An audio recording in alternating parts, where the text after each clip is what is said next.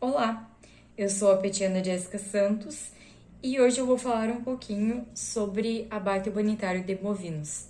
Então, se você gostaria de saber mais sobre o assunto, fica até o final do vídeo que eu procuro elucidar um pouco sobre esse tema. Você sabe o que é abate humanitário? Então, o abate humanitário, segundo a Instrução Normativa número 3, de 17 de janeiro de 2000 do MAPA, ela consiste como um conjunto de diretrizes técnicas e procedimentos que visam minimizar o sofrimento e garantir o bem-estar dos animais desde o embarque na propriedade até o abate propriamente dito, independentemente da espécie.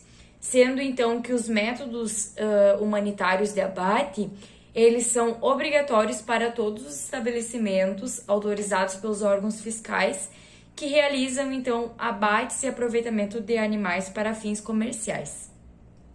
Para isso, então, o embarque dos animais na propriedade, ele deve ser realizado de forma calma, sem correria, sem causar dor nos animais, sem causar cutucões, choques.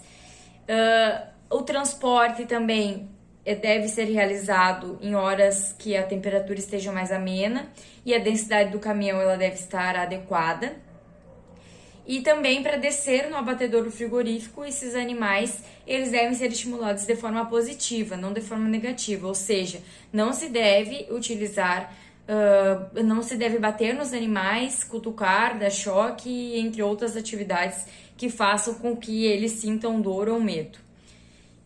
Os bovinos, como estou falando sobre abate humanitário de bovinos, eles permanecem em currais até o abate para minimizar então o estresse causado pela viagem, com oferta então de água à vontade, mas com a restrição de alimento, porque é importante que aconteça o esvaziamento do conteúdo gastrointestinal desses animais. Mas a água ela é oferecida à vontade. Esse jejum com dieta hídrica ele não pode ultrapassar 24 horas, então o animal ele não pode ficar 24 horas sem comer. O abate deve ser realizado antes. Se caso o abate seja realizado depois das 24 horas, se deve oferecer alimento para os animais na indústria frigorífica. E então esperar o tempo de jejum novamente para abater.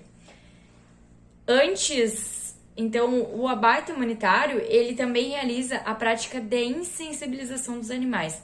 Ou seja, acontece que se é retirada a consciência temporariamente ou definitivamente desses animais através de alguns métodos. Cada espécie possui um método que se adeque mais àquela espécie. No caso de suínos e aves, pode-se utilizar a eletronarcose, pode-se utilizar também a questão do método de exposição à atmosfera controlada. E no caso dos bovinos, pode ser por concussão penetrativa ou não penetrativa. Então, é marcado um X na testa do animal, desde a incisão dos chifres, e realiza-se, no caso da penetrativa, um disparo onde um dardo acerta o cérebro do animal, causando a inconsciência. Isso ocorre para que, não é nesse momento que o animal morre, isso ocorre para que o animal desmaie, que o animal perca a consciência, e então seja realizada a sangria, que é na sangria, que é o corte dos vasos do animal, que o animal realmente vai morrer. E essa sangria, ela deve ser realizada em até 1 minuto. Porque para evitar que o animal retorne à consciência, então sofra dor. Então, e essa insensibilização ela deve ser correta, ela deve ser, se o colaborador ver que o animal não está corretamente sensibilizado, está apresentando sinais de consciência, o mesmo ele deve realizar outro disparo para que o animal fique realmente inconsciente. Então, para finalizar, eu gostaria de falar uma frase da Temple Grandin que fala mais ou menos assim, que as pessoas elas esquecem que a natureza é cruel e a morte na natureza ela pode ser muito mais sofrida e muito mais dolorosa do que um abatedouro moderno.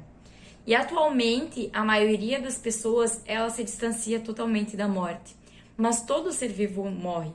É o ciclo da vida. E se as pessoas assumem a responsabilidade de criar os animais de produção, elas também devem assumir a responsabilidade de lhe dar condições de vida decentes e uma morte sem dor.